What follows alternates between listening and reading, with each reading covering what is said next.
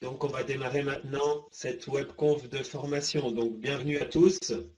Bienvenue sur ce module de formation numéro 7. Donc, le thème de ce soir, c'est prospecter comme un vrai pro du MLM. Donc, sujet ô combien capital.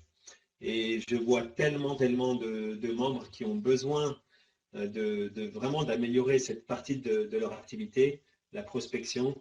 Je pense que ce soir, vous avez intérêt à prendre un maximum de notes. Et même si c'est un sujet que vous maîtrisez plutôt bien ou si vous êtes très content des résultats de votre prospection, c'est un sujet toujours vraiment très important à enseigner à vos directs, aux membres de votre équipe, si vous voulez pouvoir atteindre des résultats probants dans votre activité MLM. Alors pourquoi on se forme, hein, je vous le rappelle, on ne peut pas évoluer dans notre métier sans en connaître vraiment les rouages, sans en connaître le fonctionnement. Nous avons quand même un plan carrière qui laisse vraiment rêveur dans notre opportunité Emrys Lacarte. Vraiment, il faut que vous focalisiez dans ce plan sur un objectif que vous déterminez comme réalisable et dont vous allez vraiment vous donner les moyens d'atteindre. Donc, de quoi avez-vous besoin avec Emrys? Est-ce que vous voulez gagner entre 1000 et 2500 euros par mois, donc viser le rang 4? Est-ce que vous voulez gagner entre 2500 et 5000 euros à peu près par mois, viser le rang 5? Si vous voulez gagner entre 7 et 10 000 euros à peu près par mois, vous visez le rang 6, etc., etc. Et c'est vraiment possible. La clé, c'est tout simplement de se former. Il faut que les rouages de ce métier coulent dans vos veines. Il faut manger de la formation encore. Et connaître les formations, même si vous avez l'impression que vous avez déjà entendu, ça ne suffit pas. Puisque tant que vous n'appliquez pas au quotidien, naturellement, ce que vous avez entendu en formation, eh bien, il faut continuer à vous former. Même si vous réécoutez toujours la même chose, c'est très important. La meilleure façon de vous transformer, la meilleure façon d'agir autrement, c'est la répétition. Pour vraiment intégrer. Et bien sûr, il faut aller sur le terrain, agir, il faut passer à l'action, sinon rien ne se passe. OK? Donc, c'est un long apprentissage, mais vraiment, si vous vous donnez les moyens de vous former et d'appliquer ce que vous entendez en formation, il n'y a aucune raison que vous n'atteigniez pas vos objectifs dans ce plan carrière.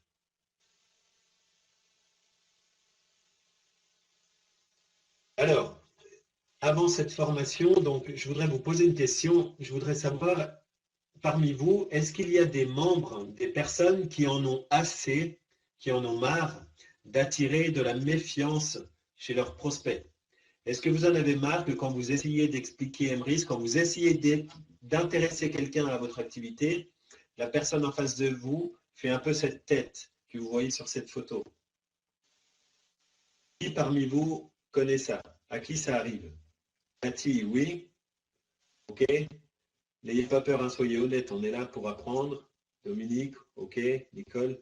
Donc ça concerne quand même beaucoup de monde. Alors, il faut savoir qu'un grand nombre de débutants en MLM attirent principalement de la méfiance de la part de leurs prospects. Et en fait, c'est tout simplement le résultat d'une attitude inadaptée. Alors, ne vous culpabilisez pas, hein, je ne dis pas ça pour vous culpabiliser, c'est tout simplement que vous n'avez pas encore appris ou pas encore vraiment intégré les bonnes choses. Souvent, on peut résumer avec pas assez d'écoute de vos prospects, trop d'explications, attitude mielleuse, la personne en face sent que vous avez besoin de lui, que vous ne savez pas quoi faire pour l'attirer à vous, ça éveille beaucoup de soupçons, de méfiance. Ou tout simplement, vous n'avez pas qualifié vos prospects, vous ne vous assurez pas qu'ils correspondent aux personnes que vous recherchez. Et ça, c'est une grande erreur. Donc, on va voir ce soir comment éviter de vous trouver en face de ces personnes et surtout comment éviter d'avoir une activité en fin de compte qui va être désagréable et qui va être décourageante, puisque vous aimeriez, quand vous parlez de votre activité, que ça se passe bien, parler qu'à des personnes intéressées, qu'elles se joignent à votre équipe, qu'elles soient curieuses, enthousiastes, qu'elles vous posent des questions. Et tout ça, c'est source de motivation. C'est ce qu'on aimerait tous. Donc, on va voir ça ce soir. Donc, on va prendre un exemple de situation. vous êtes invité à une soirée avec beaucoup de monde, vous rencontrez plein de personnes intéressantes, plein de nouvelles personnes, et comme vous êtes un professionnel du MLM, vous vous dites, ben, parmi toutes ces personnes, il y a probablement des potentiels futurs partenaires Emrys, des acheteurs, enchanteurs, donc je vais pouvoir parler à plein de monde. Okay. Donc là, j'attire vraiment votre attention sur le fait que quand vous parlez à des personnes inconnues, c'est une grosse erreur de parler de votre activité Emrys au bout de quelques minutes seulement. Cela ne fonctionnera pas. Et je sais que vous êtes très nombreux à faire cette erreur. Donc, les gens ont l'impression déjà que vous essayez de leur vendre quelque chose. Et puis, vous devez vraiment apprendre à prospecter sans être détecté, sans en avoir l'air, donc sans avoir l'air de prospecter devant les personnes à qui vous parlez. Imaginez-vous un peu, mettez-vous à la place de ces personnes.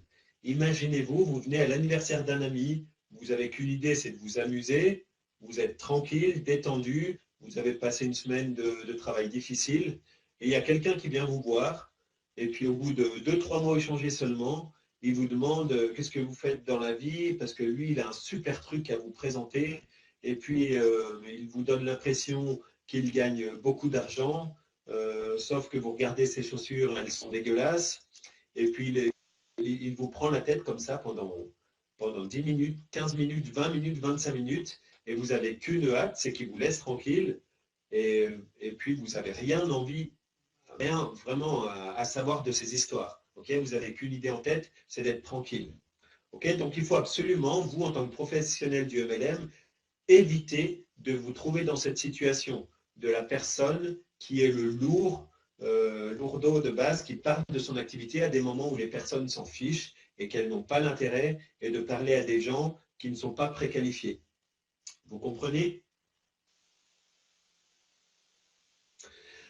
Alors, pour commencer, je pense qu'il est très important de vous défaire d'une fausse croyance que j'entends vraiment trop régulièrement.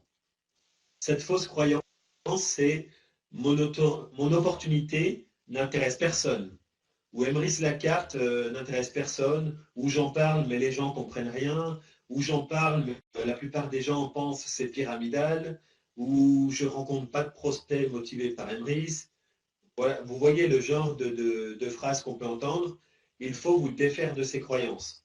Vous voyez les photos que j'ai mises ici, ce sont des photos du lancement officiel d'Emrys le 30 novembre 2014, quelques mois seulement après le démarrage de la toute première réunion dans un hôtel avec 10 ou 12 personnes.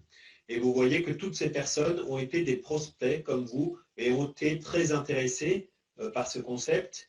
Et sur la photo du haut, vous voyez sur scène l'équipe des leaders, donc il y avait déjà des leaders en quelques mois, très impliqués dans cette activité. Ça veut dire que ça existe, que ça intéresse les gens et que votre opportunité peut intéresser beaucoup de monde, et même des gens qui peuvent devenir leaders au bout de quelques mois. Mais déjà, il faut vraiment l'intégrer. Il y a beaucoup de prospects potentiellement intéressants et intéressés par votre activité, il y en a partout, mais vous avez tendance peut-être à les griller par ce que vous dites.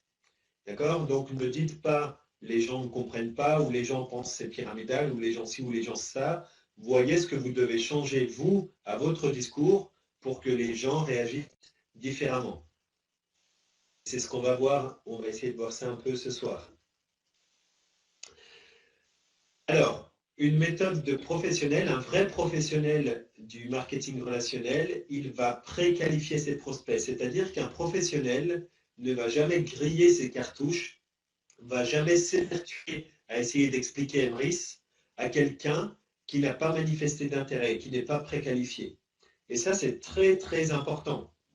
Parce que sinon, vous allez vous trouver en face de gens qui s'en fichent et puis qui vont critiquer votre activité, qui n'ont aucun intérêt autre que de vous décourager, vous, ou de vous prouver que ce que vous faites, c'est une arnaque ou pyramidale ou je ne sais quoi encore. Donc, déjà, de commencer à parler d'Emrys qu'il y a des personnes préqualifiées. Et comment on préqualifie un prospect? Eh bien, il faut comprendre que tous ceux qui font du MLM dans le monde entier et qui développent une activité en MLM sérieusement, quotidiennement, ils ont 2 points communs. Lorsqu'ils étaient prospects, ils avaient tous 2 points communs. Est-ce que vous avez une idée de quels étaient ces 2 points communs? Écrivez un peu dans le chat si vous avez une idée de qu'est-ce que ce point commun.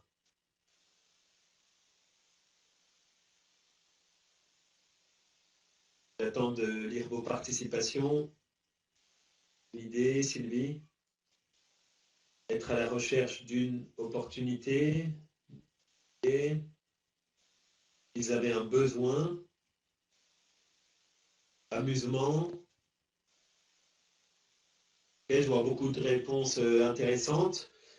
Et ce que vous me dites là, ce n'est pas vraiment les 2 points communs à tous les prospects qui ont démarré un jour le MLM au moment où ils ont démarré. La liberté financière. Ils n'avaient pas forcément la liberté financière avant de démarrer leur MLM, hein, on est d'accord, Thierry. Changer de vie, avoir des réponses à toutes mes questions. On parle du prospect, hein, Nathalie.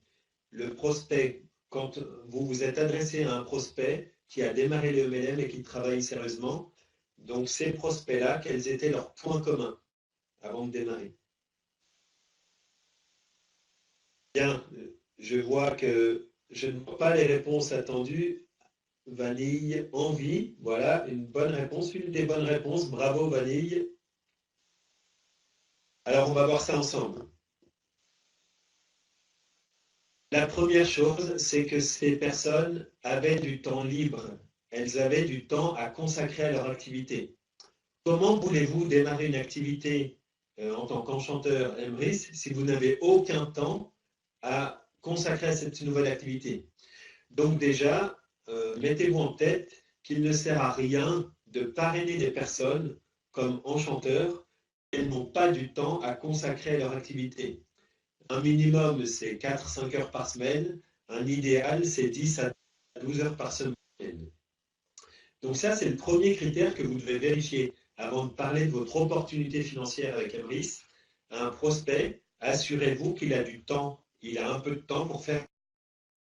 Comment voulez-vous que ça avance? Si vous parrainez que des gens qui n'ont pas le temps de toute façon de s'occuper de leur activité, rien ne se passera dans votre équipe et vous n'allez récolter que de la démotivation. Vous avez une idée du deuxième point commun, du deuxième critère? J'ai donné la réponse tout à l'heure. Vanille avait donné la bonne réponse. Donc on va mettre fin au suspense. Ils avaient envie d'un revenu supplémentaire. Attention, ne confondez pas envie et besoin.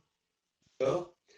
Il y a plein de gens qui auraient besoin d'un revenu supplémentaire, mais ils n'ont pas envie de faire ce qu'il faut pour avoir un revenu supplémentaire. Vous voyez la différence? Prenez quelqu'un qui est demandeur d'emploi, par exemple. Il a beaucoup de temps normalement. Il a du temps libre à consacrer à une nouvelle activité. Mais est-ce qu'il aurait besoin d'un revenu supplémentaire s'il est demandeur d'emploi? Mais est-ce qu'il a vraiment envie? Vous voyez, donc la personne n'est pas forcément préqualifiée. Il faut que la personne ait du temps pour que vous puissiez travailler avec elle et qu'elle ait envie de revenus supplémentaires. Donc, pour préqualifier vos prospects, eh bien, vos 2 préoccupations principales, lorsque vous prospectez, ayez bien ça à l'esprit, notez bien ça, doivent être de découvrir au cours d'une conversation banale et amusante, on va voir ça comment après, 1, si votre prospect a du temps libre ou s'il peut en avoir, en aménager, et 2, si votre prospect a envie d'un revenu supplémentaire. Et surtout, vous devez vous libérer absolument de votre obsession à parler de votre activité avant tout. Ne parlez pas de votre activité. Dans un premier temps, découvrez à qui vous avez affaire. Et surtout, assurez-vous de ces 2 choses. Est-ce que votre prospect a du temps? Est-ce qu'il peut en trouver? Et est-ce qu'il a envie de revenus supplémentaires? Donc là, il faut développer des compétences pour aller chercher ces 2 réponses. Donc on va voir ça ensemble. Il y a 2 manières de prospecter. Il y a la manière courte et la manière longue. Donc on va commencer par voir la manière courte. Donc la manière courte, c'est vous voulez tout de suite voir si une personne que vous rencontrez a du temps libre et si elle a envie de revenus supplémentaires. Alors, comment faire pour le savoir? Eh bien, il faut lui poser la question. Et attention, ne venez pas avec vos gros sabots, ne posez pas évidemment cette question de manière simpliste et directe, car vous n'allez récolter que de la méfiance dans l'inconscient de vos prospects. Imaginez-vous dans un hôtel, vous rentrez dans un bel hôtel un jour, et puis vous voyez une femme très élégante qui arrive, qui vous suit au moment de l'ascenseur, par exemple. Vous appelez l'ascenseur arrive, s'ouvre, vous rentrez dans l'ascenseur, et cette très belle femme, avec une belle robe très élégante, vous suit dans l'ascenseur. Je m'adresse au monsieur, pardon, je donne un exemple pour le monsieur. Et imaginez-vous dans l'ascenseur, tout seul avec cette femme très élégante, lui dire dites-moi, madame, est-ce que vous avez un peu de temps libre? Est-ce que ça vous intéresserait de gagner un peu plus d'argent? Imaginez un peu le malaise qui va s'installer. Si vous prenez une claque dans la figure, ce sera bien mérité, vous l'aurez bien cherché, vous êtes d'accord? Donc évidemment, ce ne sont pas des questions à poser directement aux gens. Donc, ce qu'il faut faire, c'est preuve d'ingéniosité.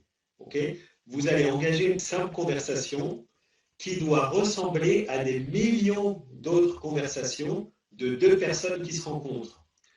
D'où viens-tu? Que fais-tu dans la vie? Etc. etc. Posez toutes les questions habituelles. Pourquoi? Parce que si vous êtes dans un registre connu, eh bien l'inconscient de vos prospects n'éveille pas des défenses inutiles de la méfiance, et donc vous êtes dans une prospection qui fonctionne, où celui d'en face est détendu et les choses se passent bien. Donc, à un moment donné de la conversation, vous allez lui dire, par exemple, dis, et à part ça, quand tu ne travailles pas, qu'est-ce que tu fais de ton temps libre?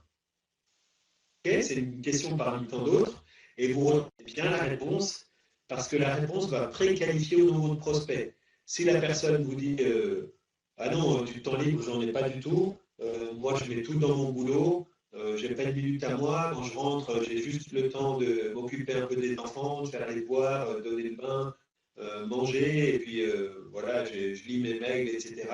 Et puis je vais me coucher. Le week-end, je suis tellement fatigué, je ne dois rien faire d'autre que de me reposer. Le samedi, je fais un peu de sport, et j'ai vraiment pas une minute de plus à moi. Voilà, oui, à part peut-être un peu de sport le samedi. OK. Donc vous voyez que déjà, ça va être difficile avec cette personne si elle n'a pas de temps libre. OK. Donc après, vous pouvez essayer de gratter un peu. Vous pouvez essayer de lui dire ah oui, parce que tu fais beaucoup d'heures sup, voilà, comprendre pourquoi elle passe autant de temps au boulot, essayer de savoir si cette personne pourrait quand même libérer quelques heures éventuellement, si elle avait quelque chose qui l'intéresserait. Mais il faut vraiment que ça reste dans une conversation très naturelle. Et vous voyez le genre de discussion qu'il faut avoir pour avoir vos réponses? Alors maintenant, le deuxième critère de préqualification, comment savoir si une personne que vous rencontrez a envie de gagner plus d'argent? Eh bien, toujours au cours de la même conversation, donc plus approfondie, la confiance s'installe, il faut déjà un certain niveau de confiance pour pouvoir aborder des questions d'ordre financier. Okay, les personnes ne se vivent pas facilement, et il faut peut-être 15, 20, 25 minutes de discussion avec une personne d'en venir à ce type de questions. Et à un moment donné, vous pouvez lui dire, par exemple, vous prenez-vous un exemple et vous lui dites, ah, moi, si je gagnerais un peu plus d'argent, qu'est-ce que j'aimerais voyager plus? Il y a tout un tas de pays que j'aimerais voir, j'aimerais visiter le Japon, j'aimerais aller en Thaïlande. Vous pouvez dire des choses comme ça en parlant de vous, que vous feriez si vous avez un peu plus d'argent. Et puis, naturellement, vous pouvez demander à l'autre personne, et toi, qu'est-ce que tu ferais si tu gagnais un peu plus d'argent? Et là, vous allez voir ce que vous répond la personne, et si elle commence à vous déballer tout ce qu'elle ferait si elle gagnait plus d'argent, c'est qu'il y a une motivation, une excitation à l'idée de gagner plus d'argent, une envie peut-être déjà présente, ou un projet de pouvoir gagner plus d'argent qui est présent. Vous allez le ressentir dans sa réponse. OK? Donc, avec cette discussion simple, amusante, banale, vous allez pouvoir préqualifier sérieusement vos prospects. Je vous déconseille fortement de parler à des personnes que vous n'avez pas préqualifiées. Ça ne sert à rien. C'est vraiment une perte de temps, et je vous le dis vraiment par expérience, je l'ai vérifié, c'est qu'une perte de temps, c'est qu'une source de démotivation, de prise de tête avec les gens. Et vraiment, ce n'est pas comme ça qu'on a envie de faire notre activité dans les meilleures conditions. Donc, préqualifier vos prospects, c'est extrêmement important. Alors, il se peut, il est fort probable que votre prospect vous demande à un moment donné, mais pourquoi tu me poses ces questions? À un moment donné, c'est possible que ça lui paraisse bizarre, que ça lui fasse, que ça le fasse tiquer, vous lui demandez s'il a du temps, s'il aimerait gagner plus d'argent, même si vous faites ça de façon la plus naturelle possible, il y a des personnes dont ça peut éveiller un peu la suspicion. Donc là, il y a deux sortes de réponses. Si la personne vous dit, mais pourquoi tu me poses toutes ces questions? Premièrement, si vous pensez que c'est ni le lieu, ni le moment pour parler de votre activité, vous pouvez répondre par exemple, oh, tu sais, on entend tellement parler du fait que c'est la crise, que tout va mal, que les gens ont moins de pouvoir d'achat, etc., que je m'intéresse de voir moi-même si les gens sont vraiment impactés autour de moi. Donc, tout simplement, voilà pourquoi je pose ces questions. C'est comme un petit sondage. Ou alors, encore, vous pouvez répondre, c'est une excellente question. Écoute, je serais vraiment heureux de t'y répondre, mais nous ne sommes pas là pour ça. En attendant, si on prenait un verre, ou en attendant, si tu me parlais de tes dernières vacances, ou en attendant, tiens, si on allait voir Alain, notre ami qui nous a invités ce soir, là, vous enchaînez sur autre chose. Pourquoi il faut faire ça? Parce que c'est tout le contraire, justement, de ce que font des développeurs en MLM débutants, c'est-à-dire que dès qu'ils ont la moindre question, ils s'engouffrent dans la question et ils commencent à tout déballer. Ah oui, c'est une bonne question, pourquoi je te demande ça? Parce que justement, j'ai découvert une activité et blablabla. Et là, la personne n'a motivé aucune curiosité, aucun intérêt pour votre activité, pour votre style de vie ou autre. Vous lui vomissez votre pizza sur ses chaussures, comme dit Jean-Philippe Hulin. Et donc, cette personne est complètement réfractaire, même à aller plus loin et vous écouter. Okay? Donc, gardez toujours une part de suspense, et toujours le moins possible.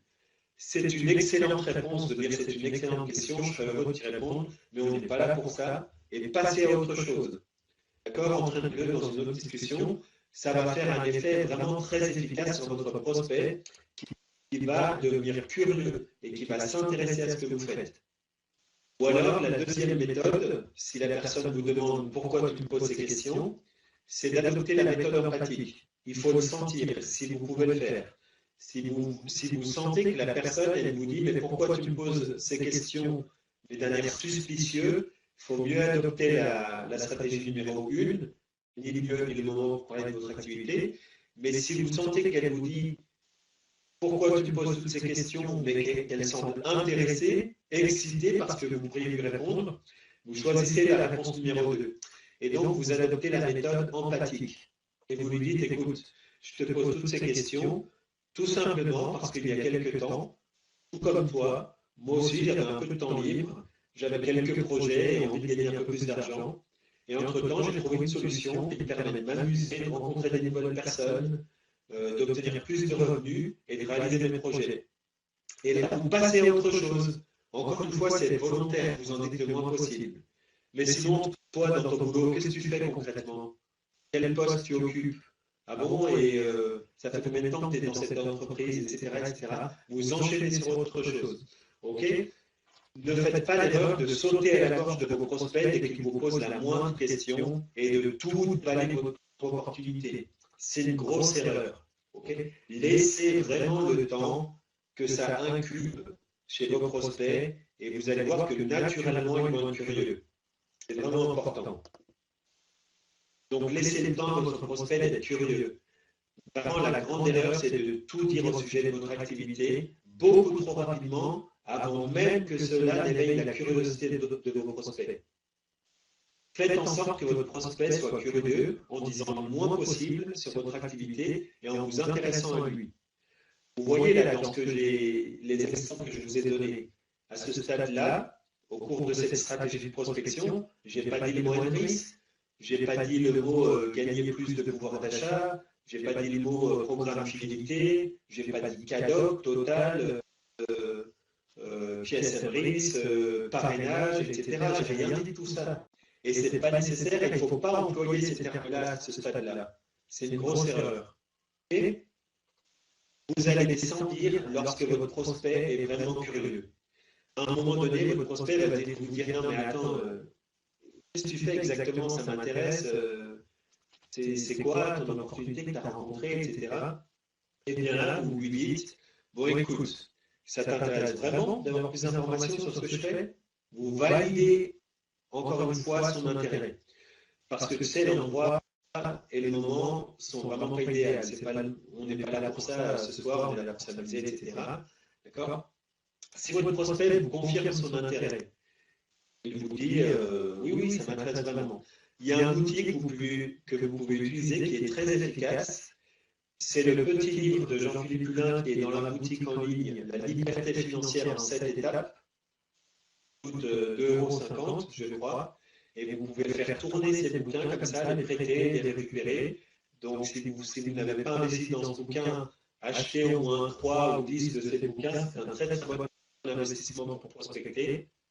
Et donc là, vous lui tendez ce livre, donc il faut toujours en avoir un sur vous. Et vous lui dites, bah, écoute, dans ce livre que j'adore, vous lui montrez, il y a plein d'infos sur mon activité. Et votre activité, c'est le MLM. On ne parle toujours pas d'analyse à ce stade-là, on est bien d'accord.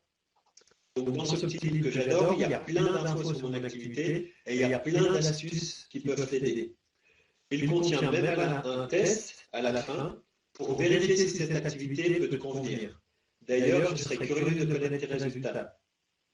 Et là, vous lui dites, vous tenez bien le livre et vous lui dites, écoute, si je te prête ce petit livre, est-ce que tu vas le lire?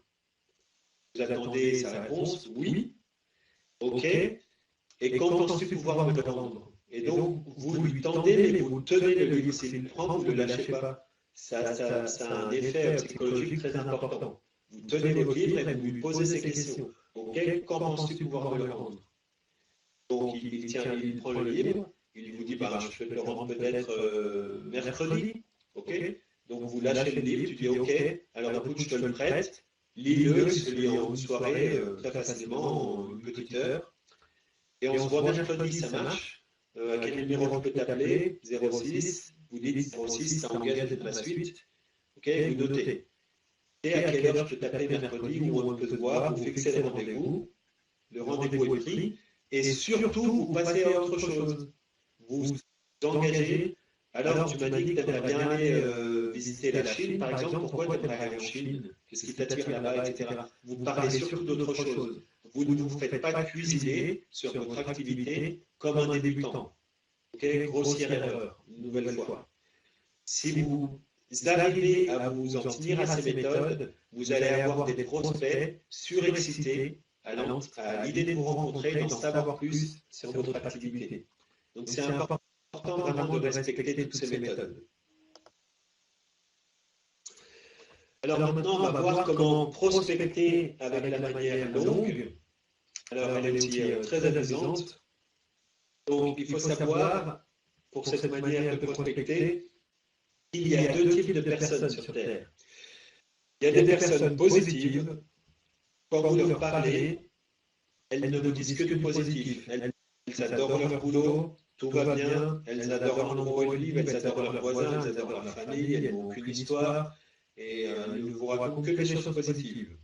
C'est environ 10% des personnes que vous rencontrez. Et puis, il y a des personnes, donc 90% des personnes restantes, qui, dès que vous grattez un peu, dès que vous posez des questions sur l'endroit où ils vivent, sur leur travail, ou leur famille, ou leurs voisins, ou ci ou ça, eh bien, vont commencer à se plaindre et vous raconter tout ce qui ne va pas. Ok, ça, c'est 90% des personnes qu'on va décrire comme négatives, entre guillemets. Ce n'est pas un jugement de valeur de ces personnes.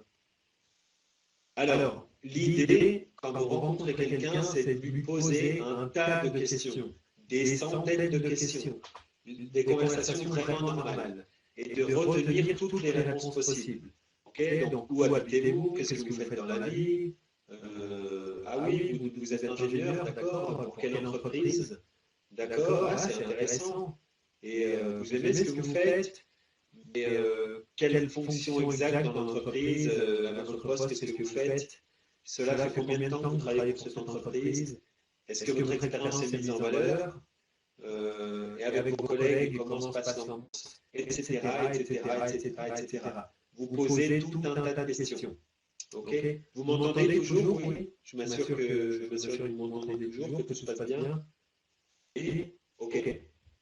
Vous êtes concentré alors. Bien. Voilà, donc vous posez tout un tas de questions. Vous prenez le temps de faire une découverte à fond de la personne que vous avez en face de vous. Mais faites-le pas comme un robot. Parce que Wilfried m'a dit dans le module numéro 7 que je devais poser plein de questions, alors vous faites ça comme un automatisme, comme un robot. Et faites-le avec votre cœur, faites-le comme un être humain, comme un vrai être humain, et vraiment avec cœur. Intéressez-vous sincèrement à qui est en face de vous. Ça, c'est très important parce que le sujet préféré, le sujet de conversation de n'importe quelle personne, son sujet préféré de conversation, c'est lui-même. Je ne dis pas que tout le monde est imbu de sa personne ou que tout le monde est égocentriste, c'est pas ce que je veux dire.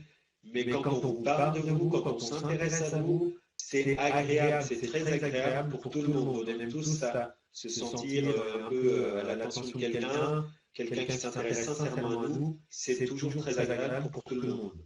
Et donc, vous allez, si vous posez beaucoup de questions à quelqu'un, vous engagez une conversation, vous lui montrez beaucoup d'attention, beaucoup d'intérêt pour lui, vous allez devenir à ses yeux une personne exceptionnelle, exceptionnellement sympathique et exceptionnellement crédible. C'est très important pour la suite. Et il faut savoir qu'il y a des personnes aujourd'hui qui se lèvent le matin, par exemple à 4 heures, qui n'ont pas le temps de parler avec leur conjoint, qui vont travailler, qui rentrent avec les bouchons, qui n'ont pas le temps toujours de parler avec leur conjoint, qui préparent vite à manger pour les enfants, qui aident pour les devoirs, sans avoir vraiment le temps de parler à ses enfants, ce qu'ils ont fait aujourd'hui, etc. Ils mangent, ils font la toilette, etc. Et ils vont se coucher. Et même dans les familles aujourd'hui, il n'y a plus beaucoup de dialogues où les gens sont devant leur smartphone, devant la télé ou autre. Et donc, quand elle tombe sur quelqu'un qui prend le temps pour ces personnes de leur parler, de s'intéresser à elles, et bien tout de suite, vous êtes dans le haut du panier et vous passez pour une personne très sympathique et vraiment une personne exceptionnelle. Donc faites-le, prenez le temps de parler aux gens. Non seulement ça va leur faire du bien, mais ça va vous faire du bien à vous aussi. Et vous allez préparer le terrain pour une bonne prospection.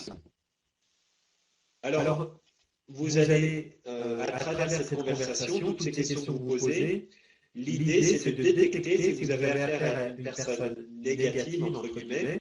Donc vous allez vite la savoir, lui parler de son boulot, comment ça se passe à son boulot, oh c'est fatigant, j'en ai un peu marre, puis non, on n'est pas très valorisé dans mon boulot, le chef, il n'a pas trop de respect pour nous, et puis les collègues, il y a beaucoup de jaloux, et ci et ça, blablabla. Vous allez voir très vite si vous avez affaire à une personne positive ou négative.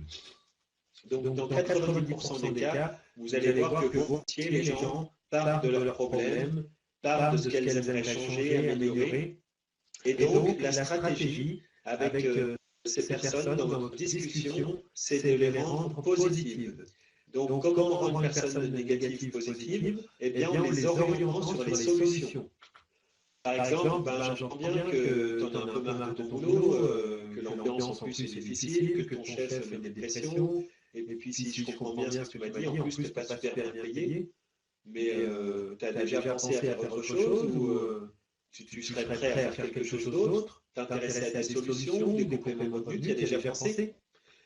Et vous pouvez lui poser la question, noter cette question, et s'il existait une solution simple pour gagner mieux ta vie, avoir plus de temps libre, travailler où tu veux, avec qui tu veux, est-ce que tu voudrais vraiment la connaître? Et là, si la personne dit non, vous mettez un terme à votre prospection. Vous lâchez prise. Et ça, c'est très difficile. Dans la méthode qu'on voit ce soir, le plus difficile, c'est ça. C'est de lâcher prise, c'est de ne pas aller plus loin avec les personnes qui ne manifestent pas d'intérêt. Et encore une fois, une grosse erreur qu'on peut faire quand on est débutant, c'est de vouloir quand même à tout prix parler de notre solution, etc., pensant que ça peut aider cette personne, etc. Mais si la personne, vous voyez qu'elle est orientée sur aucune solution, qu'elle n'a même pas envie de connaître, elle ne manifeste aucune curiosité, aucun intérêt, ça ne sert à rien de lui parler des brises. Et à ce stade-là, je ne lui ai pas parlé du mot brises, je ne lui ai pas parlé du mot cadeau, total ou autre, et je ne le ferai pas. Et je me préserve ainsi, je préserve ma motivation. Je ne vais pas me trouver des gens qui vont me parler de pyramidal, ou ci, ou ça, ou escroquerie, ou arnaque, ou j'y crois pas trop ton truc, ou je ne sais quoi d'autre. Et je ne vais pas me faire voler mon enthousiasme et ma motivation par ces personnes. Et ça, c'est très important. Vous devez intégrer ça. Donc, si la personne vous dit oui, bien sûr, j'aimerais connaître cette solution, s'il y en a, pourquoi pas. Moi, je suis toujours ouvert, moi, je suis toujours prêt à faire des nouvelles choses. Jusqu'à présent, c'est vrai que j'ai pas eu les moyens qui se sont présentés, pas trop d'opportunités, mais je suis quelqu'un de plutôt ouvert, oui, ça peut m'intéresser. Ok, donc là, seulement si la personne vous répond oui, qu'elle manifeste cet intérêt, vous répondez avec empathie. Tu sais, moi aussi, comme toi, à un moment donné de ma vie, je voulais changer quelque chose, je voulais changer ma situation financière. Et il y a quelques temps, j'ai trouvé la solution. Donc j'ai pris la décision de développer mon affaire à domicile. Et c'est vraiment génial, parce que maintenant je travaille où je veux, quand je veux, avec qui je veux. Et en plus, on offre un service carrément génial, vraiment unique au monde. Et vous n'expliquez pas ce service, surtout pas. Vous n'expliquez jamais Enris, même au prospect le plus motivé du monde. Vous ne dites jamais le mot Enris, jamais le mot augmentation du pouvoir d'achat, jamais le mot cagnotte, cadoc, aucun de ces mots, en dehors d'un rendez-vous que vous avez pris avec quelqu'un, un rendez-vous d'une demi-heure ou d'une heure, qui est fait pour ça, pour présenter votre activité. Ok? Donc là, vous dites, j'ai développé mon affaire qui en plus est génial, etc. Et la personne va être intéressée, puisqu'elle aussi, elle vous aide à chercher une solution. Et donc, puisqu'elle est intéressée, eh bien, vous prenez un rendez-vous. Bah écoute, dis-moi quand est-ce que tu as un moment, il faudrait au moins une demi-heure. Si tu veux avoir le temps d'approfondir, on peut prendre jusqu'à une heure. Voilà, dis-moi si tu as du temps, plutôt le soir, plutôt en semaine, plutôt le week-end, qu'est-ce qui t'arrange. Okay. Et vous prenez ce rendez-vous et vous parlez d'autre chose. Dossier classé, le rendez-vous est pris. Vous reparlez, est-ce que tu bois un verre, sinon reparle-moi dans ton boulot, blablabla, ou parle-moi de tes enfants, etc. Vous parlez de n'importe quoi d'autre. Okay. Ça va, vous avez intégré comment traiter une personne à qui vous avez posé plein de questions et qu'elle manifeste un peu de négativité. Vous avez compris comment traiter cette personne. Okay. Ça vous parle? Est-ce que c'est clair pour vous? Ok. Est-ce que ça vous semble pertinent?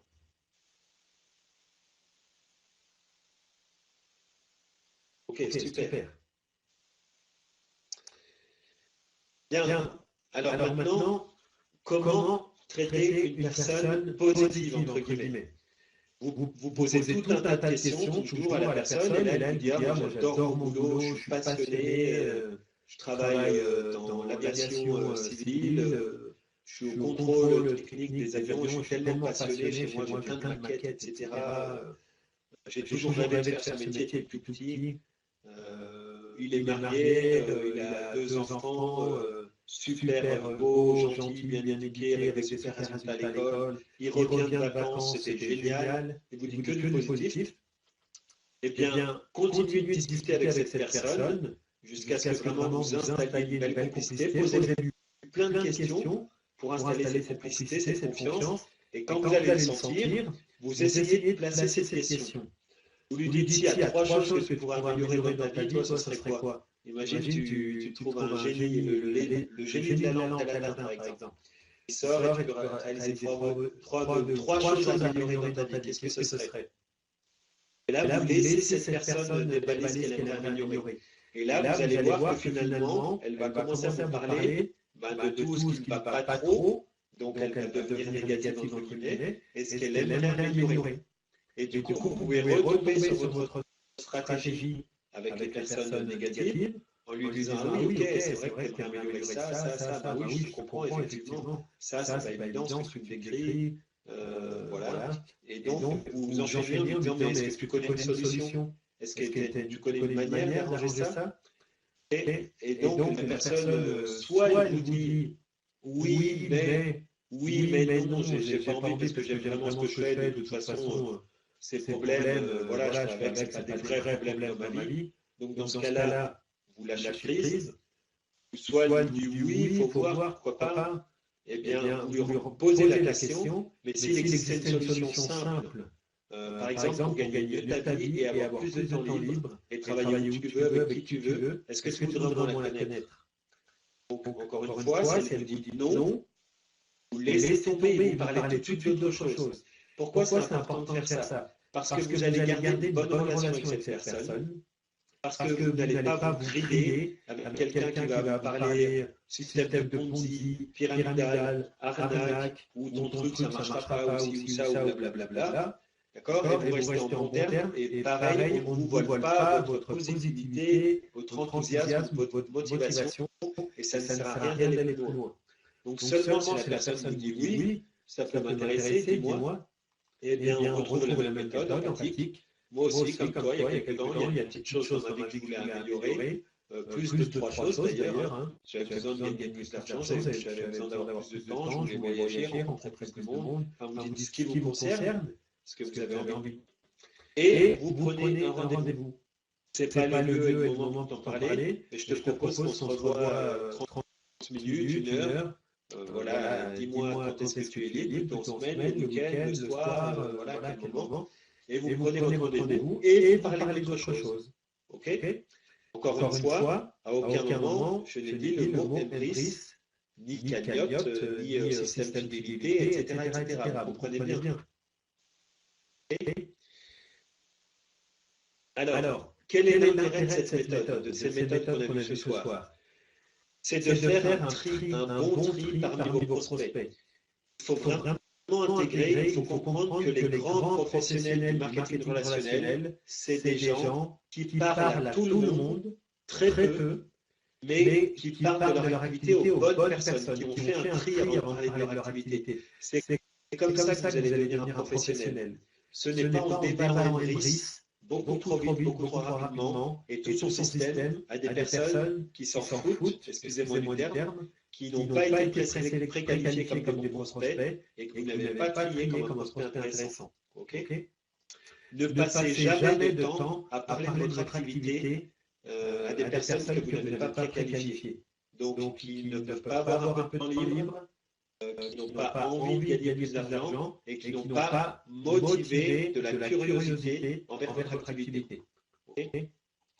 Grâce à ces méthodes, vous ne vous retrouverez pas découragé et démotivé au bout de quelques mois, comme une grande partie des nouveaux professionnels dans le marketing relationnel. La plupart tiennent moins d'un an et ils se démotivent, ils se découragent. Donc évitez ça en adoptant tout de suite ces bonnes méthodes, parce que finalement, quand vous parlez d'adresser quelqu'un, eh bien, ce sera quelqu'un de très qualifié, qui a le temps éventuellement de faire un bris, qui a éventuellement envie de faire un bris et qui est très intéressé d'en sortir sur votre activité. Ça va faire une grande différence dans le plaisir que vous allez trouver à faire cette activité. N'attirez pas les mauvaises personnes dans votre équipe. Donc, il y a des gens qui paraissent des personnes qui ont ni le temps ni l'envie, qui ont ni été curieuses, mais qu'elles arrivent à les parler parce qu'elles les hypnotisent en leur parlant d'Embris, c'est génial, et ça, et blablabla. Et puis les personnes, il y a des personnes un peu faibles, qui ont l'impression qu'elles peuvent pas refuser, qu'elles ont la tête, elles refusent, elles s'inscrivent. Et puis après, j'entends des personnes dire, mais moi, dans mon équipe, j'ai que des boulets. Que des gens qui font rien, qui ne viennent pas au web de formation, qui ne font pas leur commande, etc. Ben oui, mais la question à vous poser, c'est qui a mis ces boulets dans ton équipe? Donc vous êtes responsable. Donc faites un bon tri à la base, préqualifiez vos prospects. Un professionnel en MLM, c'est quelqu'un qui est prêt à parler à 100 personnes pour en trouver 10 préqualifiés, et parmi ces 10 préqualifiés, en choisir 5 avec qui elle a vraiment envie de travailler et développer. Ça, c'est un grand professionnel en MLM, et c'est quelqu'un qui va faire un travail très efficace. Avec 5 personnes, et avec ces 5 personnes-là, il ira beaucoup plus loin que vous avec 100 directs, par exemple, qui ne sont pas préqualifiés et pas bien prospectés. Vous comprenez? Donc ainsi, vous allez prendre du plaisir dans votre activité en travaillant uniquement avec des personnes désireuses de développer, positives, motivées, sérieuses, enthousiastes. Donc voilà pour la formation de ce soir, prospecter comme un produit MLM. J'espère que ça vous a plu. Je vous souhaite vraiment de l'intégrer et de la mettre en pratique surtout très vite.